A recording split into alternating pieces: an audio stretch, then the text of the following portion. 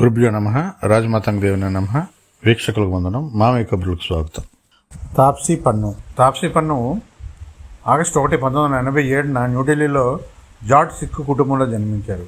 ఢిల్లీలోని శక్తినగర్లో నివసించిన దిల్మోహన్ కుటుంబం 1984 సిక్కు వ్యతిరేక కలారాల సమయంలో టార్గెట్ చేయబడింది. పొరుగునున్న హిందూ కుటుంబం ఆశ్రయంతో వారు ప్రాణాలతో బయటపడ్డారు. తాప్సీ అశోక్ విహార్లోని మాతా జై కౌర్ పబ్లిక్ స్కూల్లో పాఠశాల విద్యను మరియు గురుతేజ్ బహదూర్ ఇన్స్టిట్యూట్ ఆఫ్ టెక్నాలజీలో కంప్యూటర్ సైన్స్లో ఇంజనీరింగ్ పూర్తి చేసింది. గ్రాడ్యుయేషన్ తర్వాత తాప్సీ పన్ను సాఫ్ట్వేర్ ఇంజనీర్గా పనిచేశారు. ఛానల్ వీలో వెలువడిన ఆడిషన్ తర్వాత ఆమె పూర్తి స్థాయిలో మోడల్గా మారారు. 2008 టాలెంట్ షో గెట్ గార్జియస్ కోసం ఎంపికైంది. Pantaloons Femina Miss Fresh Face మరియు 2008 ఫెమినా మిస్ ఇండియా పోటీలో సఫీ ఫెమినా మిస్ బ్యూటిఫుల్ స్కిన్ వంటి అనేక టైటిల్స్ గెలుచుకుందామె. మోడల్గా Reliance Trends, Red FM 93.5, Unistyle Image, Coca Cola, Motorola, Pantaloon, PVR cinemas, Standard Chartered Bank, Dabur, Airtel, Tata Docomo, World Gold Council, Havells మరియు వర్ధమాన్ వంటి బ్రాండ్లను ప్రమోట్ చేసింది ఆమె. తాప్సీ 2010లో K. Raghavendra Rao Telugu romantic musical చిత్రం జుమ్మందినాదంతో సినీ రంగ ప్రవేశం చేసింది. ఆ వెంటనే ఆమెకు తెలుగులో 3 ఆఫర్లు వచ్చాయి. 2011లో తమిళ చిత్రసీమలో అడుగుపెట్టి ధనుష్ హీరోగా నటించిన ఆడుకలం చిత్రంలో నటించింది ఆమె. ఈ చిత్రం 58వ జాతీయ చలనచిత్ర అవార్డులలో 6 జాతీయ చలనచిత్ర అవార్డులను గెలుచుకుంది.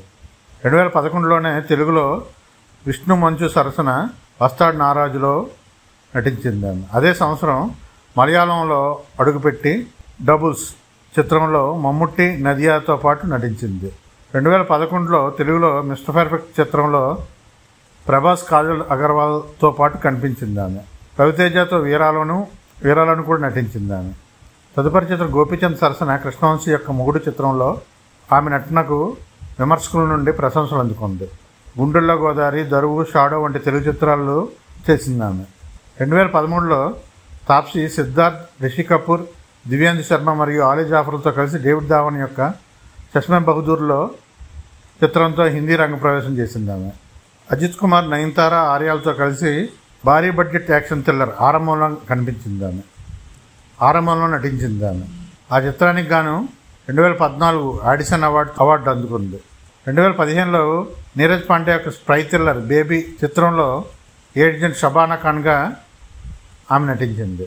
రాఘవ లారెన్స్ సరసన హర్రర్ కామెడీ చిత్రం ముని 3లోను ఐశ్వర్య ఆర్ రాజేష్ యొక్క వైరాజ వై అనే 2 తమిళ చిత్రాల్లో నటించింది. Court room drama movie pink చిత్రంలో అమితాబ్ బచ్చన్తో కలిసి నటించింది. ఈ చిత్రం వాణిజ్యపరంగాను మరియు విమర్శకుల నుంచి కూడా ప్రశంసలు అందుకుంది. ఈ చిత్రం ఆమె కెరీర్ని ఒక మలుపు తిప్పింది.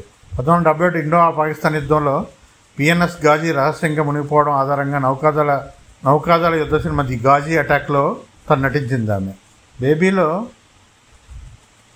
ఆమె చేసిన స్పెషల్ ఏజెంట్ షబానా ఖాన్ పాత్ర బాగా ప్రాచుర్యం పొందడంతో నామ్ షబానా అనే పేరుతో ఓ సినిమా తీశాడు. 2017లో తాప్సీ ఫోర్బ్స్ ఇండియా యొక్క అండర్ 13 జాబితాలో చోటు దక్కించుకుంది.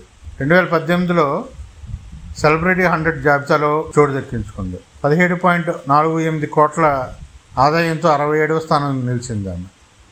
2019లో 68వ ర్యాంకు రెండోసారి దక్కించుకుంది. టైమ్స్ యొక్క 50 మోస్ట్ డిజైరబుల్ ఉమెన్ లిస్ట్లో తాప్సీ రెగ్యులర్గా కనిపిస్తుంది.